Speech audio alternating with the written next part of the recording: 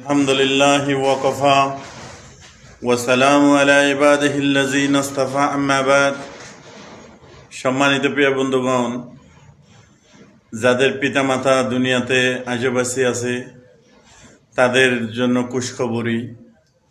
যাদের পিতামাতা দুনিয়াতে হায়াতে আছে, দুটা জান্নাতের দরওয়াজা এবং দুটা জান্নাতের দরওয়াজা খোলা আছে।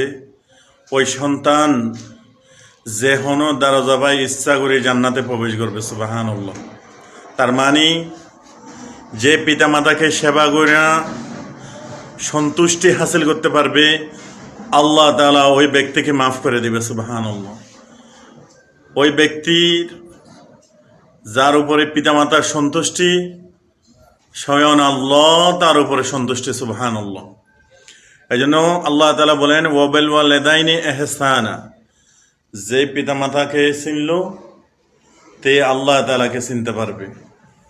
যে আল্লাহ তাআলাকে চিনতে পারবে অবশ্যই আল্লাহ তাআলার হুকুম পুরা করবে, পিতামাতার সেবা করবে এবং আল্লাহ তাআলার হুকুম নবীর তরিকা অনুযায়ী দুনিয়ার থেকে ঈমান আর আমল বানাই দুনিয়ার থেকে কবরে আসবে।